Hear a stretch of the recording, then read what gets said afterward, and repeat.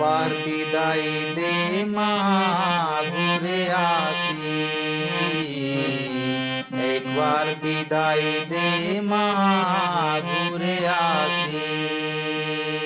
হাসি হাসি পূর্ব ফাঁসি দেখবে ভারতবাসী, হাসি হাসি পূর্ব ফাঁসি দেখবে ভারতবাসী। একবার বিদায় দে মা ঘুরে আসি, একবার বিদায় দে মা ঘুরে আসি। ये गीत बंगाल ही नहीं बल्कि पूरे भारत का क्रांति गीत बन चुका था। आज तारीख 3 दिसंबर और आज का दिन काफ़ी महत्वपूर्ण है क्योंकि आज अमर शहीद क्रांतिवीर खुदीराम बोस जी का जन्म दिवस है। खुदीराम बोस भारतीय इतिहास में क्यों महत्वपूर्ण थे, इसके बारे में हम चर्चा करेंगे।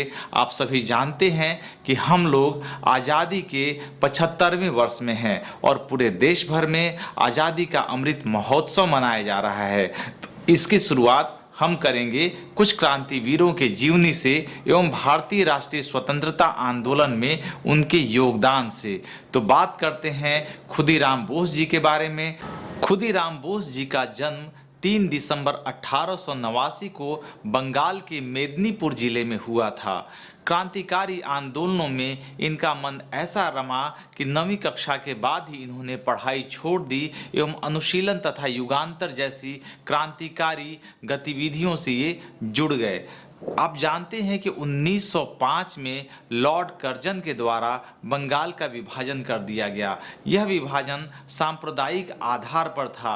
इससे कई लोग नाराज हुए और कई बंगाल ही नहीं बल्कि पूरे भारत में इसके खिलाफ आंदोलन किए गए। साथ ही साथ जितने भी आंदोलनकारी पकड़ करके लाए जाते थे उनको कुख्यात जज किंग्सफोर्ड कड़ी यातना की सजाएं देता था, साथ ही साथ जेल की भी सजा देता था। वो काफ़ी लोगों के बीच में कुख्यात हो चुका था।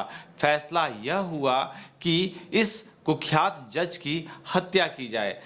इसके लिए खुदीराम बोस एवं प्रफुल्ल चाकी को चुना गया। इसी बीच जज का ट्रांसफर कलकत्ता से मुजफ्फरपुर हो चुका था।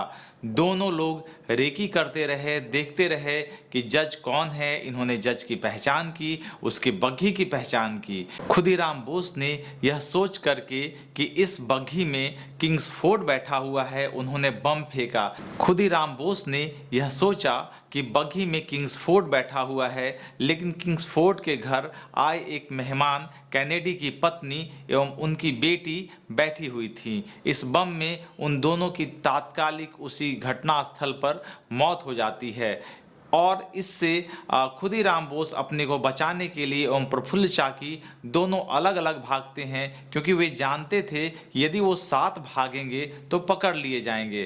परंतु इसी बीच में पुलिस को पता चल जाती है और पुलिस चारों ओर से उन क्षेत्र की घेराबंदी कर लेते हैं और घेराबंदी से बचने के लिए प्रफुल्ल चाकी स्वयं को गोली मार लेते हैं एवं खुदीराम बोस पुलिस के गिरफ्त में आ जाते हैं। जब जेल में जज उनको सज़ा सुनाता है तो वो हंसते हंसते सज़ा को स्वीकार करते हैं और जज से कहते हैं कि यदि आप एक बात मुझे कहने का मौका देंगे तो मैं पूरे भारतीयों को बताना चाहता हूं कि बम कैसे बनाया जाता है।